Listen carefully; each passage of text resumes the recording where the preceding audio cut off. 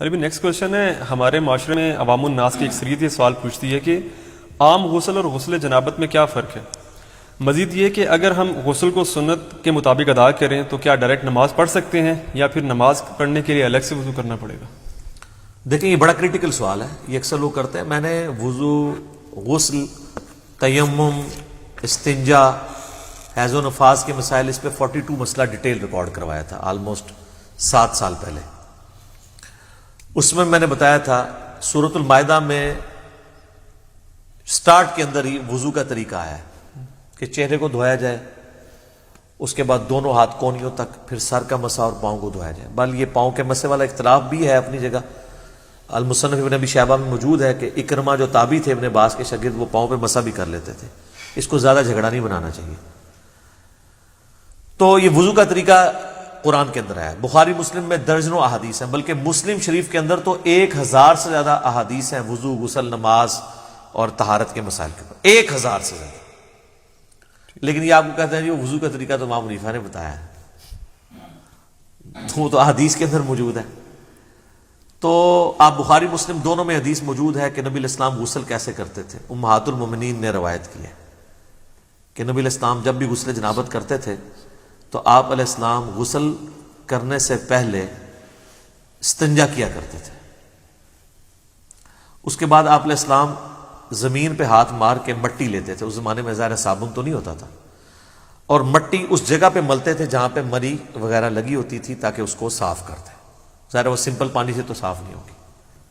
اس کے بعد آپ علیہ السلام، بخاری مسلم کے الفاظ ہیں کہ نماز کا سا وضو کرتے تھے، کلی کرتے تھے، غرغرے کے ساتھ سنت ہے، ناک میں پانی ادھر تک چڑھاتے تھے. اور وہ ابو داؤد میں الفاظ موجود ہیں کہ اگر روزہ نہ ہو تو پھر تو آپ اوپر تک چڑھائیں، روزہ ہو تو آپ بس نارمل ہی جتنے ہے پانی ہے. اس کے بعد چہرہ دھوتے تھے، نماز کا سا وضو کرتے تھے، پاؤں چھوڑ دیتے تھے. اس کے اندر ایک حکمت تھی، کیونکہ کیچڑ تھا، نیچے پانی جمع ہوتا تھا، اور اس زمانے میں لوگ شلوار نیچے سے نہیں پہنتے تھے، تہمت ہوتی تھی، نیچے سے پہنے تو کیچڑ پاؤں پہ لگ جائے.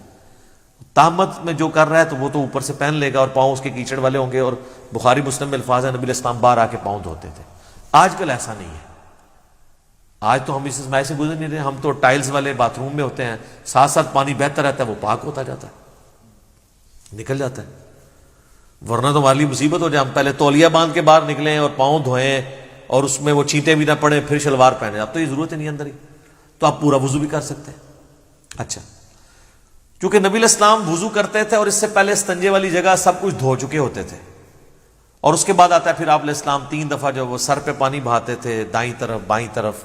ذرا وہ غسل ہوتا تھا ایک برتن اور بالٹی کے ذریعے، تو وہ اسی طریقے سے ہی ہوگا. آج کل تو شاور ہے، مسئلہ ہی کوئی نہیں ہے.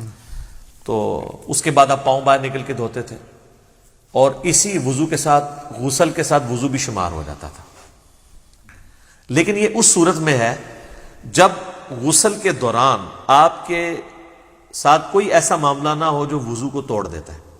اگر اسی دوران کسی کی ہوا خارج ہو جاتی ہے یا پیشاب کا قطرہ نکل جاتا ہے تو پھر وہ غسل کر کے نکلے اور کہ جی میرا وضو ہو گیا ہے، تو اپنے آپ کو ہی دھوکہ دے رہا ہے. کیسے ہو گیا؟ اس کو تو پھر اینڈ پہ دوبارہ سے وضو کرنا ہوگا. یا اسی دوران اگر شرمگاہ کو ہاتھ لگ جاتا ہے، اگرچہ اختلافی مسئلہ ہے لیکن کبھی دلائل اسی طرف ہے کہ نیکڈ اگر شرمگاہ کو ہاتھ لگ جائے، یعنی ڈائریکٹ پردے میں حائل ہو کے لگے وہ تو کوئی مسئلہ نہیں، ڈائریکٹ لگ جائے تو اس کا وضو ٹوٹ جاتا ہے. تو اس میں بہتر یہی ہے کہ احتیاط اسی میں ہے کہ آپ اینڈ پہ دوبارہ وضو کر کے ہی باہر نکلیں، کیونکہ بعض اوقات ہاتھ لگ ہی جاتا ہے اور اتنا دھیان بھی نہیں رہتا اس طرح کے معاملات میں. لیکن اگر یہ سارا معاملہ ہے تو کوئی مسئلہ نہیں ہے، پھر تو آپ کا وضو اور غسل اکٹھے ہی ہوگا، آپ کو دوبارہ وضو کرنے کی ضرورت نہیں ہے. مثلا آپ کو تالاب میں کوئی پھینک دے، دھکا بھی دے دے اور غوطہ بھی آ جائے تو ساتھ ہی سارا غسل اترے. سب سے آسان جو غسل ہے نا تالاب میں، 1 منٹ بھی نہیں چاہیے تالاب کا غسل کرنے کے لیے، آپ کو سیکنڈز میں غسل ہوتا ہے، کوئی پورا جسم دھل جاتا ہے. ٹھیک ہے. اچھا، اگلے زمانوں میں لوگ کپڑوں سمیت غسل کیا کرتے تھے، یعنی ایک لنگوٹا باندھ کے، پورا نہیں، جب کبھی اوپن جگہ پہ نہانا ہوتا تھا. آج کل بھی ایسے ہی ہوتا ہے. تو لیکن آج کل چونکہ باتھ روم ہے تو ہمیں ضرورت نہیں ہے. باقی دریا ایریا میں ابھی بھی آپ دیکھیں جوڑوں کے جو گیسٹ ہیں وہ لنگوٹا باندھ کے کر رہے ہوتے ہیں، وہ تو نیچے وہ باندھنا پڑتا ہے، ادروائز تو پھر ظاہر ہے وہ شرم و حیا والا ایشو ہو جاتا ہے. تو پھر اگر ایسی صورتحال ہوگی تو اگر کوئی وضو کے توڑنے والی چیز نہیں ہوئی تو آپ غسل کے بعد آپ کا وضو شمار ہو جائے گا، غسل جنابت ہو جائے گا. کئی شادی شدہ لوگ ہیں ان کو بالکل غسل کا طریقہ نہیں پتا، ٹھیک ہے، اور ان کو بالکل پتہ ہی نہیں. باقی رہا عام غسل بھی سنت کے مطابق ہی کرنا چاہیے. عام غسل ویسے کون سا ہوتا ہے؟ وہ تاری لانا ہے جڑا گرمی دور کرنا ہے، وہ غسل تو نہیں ہوتا، وہ تو خالی تاری لگانا ہے. ہر غسل سنت کے مطابق ہی آپ نے کرنا ہوگا.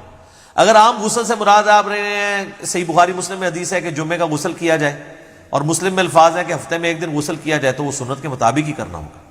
یا عید کے اوپر غسل کرنا سنت ہے تو سنت کے مطابق ہی کرنا ہوگا، ٹھیک ہے.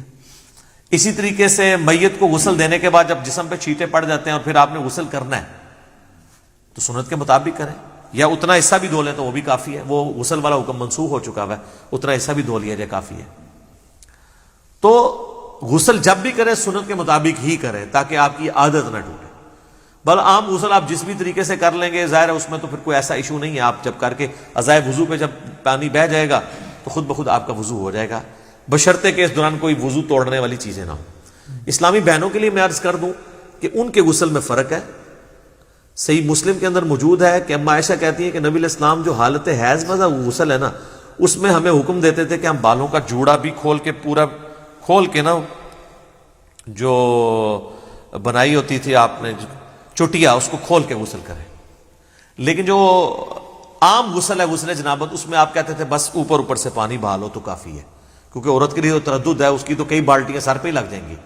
اس زمانے میں تو پانی بھر کے لانا بھی ایشو ہوتا تھا. آج کل والا صاحب تو نہیں ہے، اٹیچ باتھ ہے اور اوپر جو ہے وہ آپ کا شاور چل رہا ہے.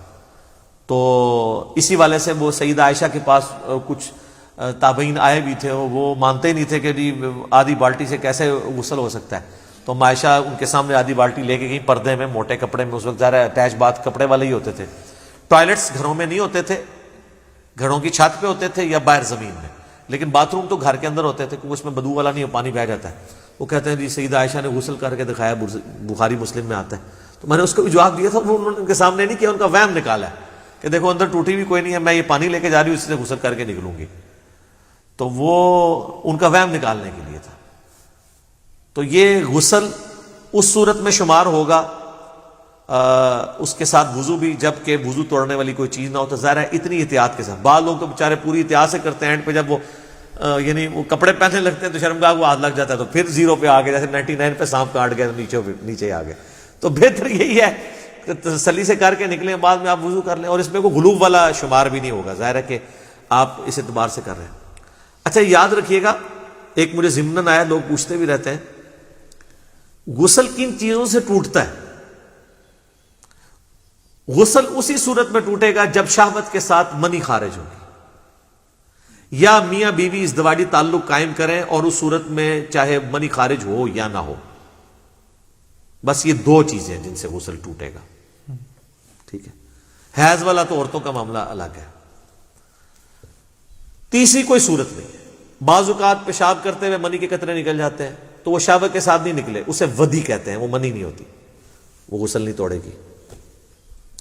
اسی طریقے سے بعض لوگ بیچارے پہلے غسل سے پہلے وضو کرتے ہیں، اس کے بعد جب سر پہ پانی ڈالتے ہیں تو ٹھنڈک کی وجہ سے پیشاب کے قطرے نکل جاتے ہیں، وہ سمجھتے ہیں پیشاب نکل گیا پھر دوبارہ سے غسل شروع کرتے ہیں. نہیں، پیشاب نکلنے سے غسل تو نہیں ٹوٹا، وضو آپ کا ضرور ٹوٹ گیا. تو وہ وضو تو آپ نے ویسے بھی اینڈ پہ دوبارہ ہی کرنا ہوگا احتیاطاً. غسل آپ اپنا جاری رکھیں. غسل کے دوران پیشاب کرنے سے، ہوا خارج ہونے سے غسل جہاں تک پہنچا اس کو آگے ہی لے کے چلیں، پھر 0 پہ نہیں آپ نے آنا، کیونکہ وہ غسل نہیں ٹوٹا، آپ کا وضو ٹوٹا ہے. تو وضو تو آپ دوبارہ بھی کر لیں گے. غسل توڑنے والی چیز میاں بیوی کا ازدواجی تعلق ہے، خواہ اس میں منی ہو یا نہ ہو، اور یعنی نائٹ فال، یعنی منی کا شہوت کے ساتھ نکلنا، وہ نائٹ فال کے ذریعے ہو یا کسی اور غلط طریقے سے ہو، یعنی میں کوڈ ورڈز میں بات کر رہا ہوں، تو وہ غسل کو فرض کر دے گی. باقی اور کوئی چیز جو ہے نا وہ غسل کو فرض نہیں کرتی. تو یہ ایسے مسائل ہیں جو لوگ عموماً پوچھتے رہتے ہیں. تو آسان ہی معاملہ جی، آپ دین سیکھیں، دین میں آسانی ہے. تو اگر آپ بعد میں وضو کر لیں غسل کے بعد، اسی میں احتیاط ہے، بجائے اتنا اس طرح کر کے کان پکڑنے میں آسانی اسی کے اندر ہے آپ کی. ٹھیک ہوگا جی، جزاک اللہ.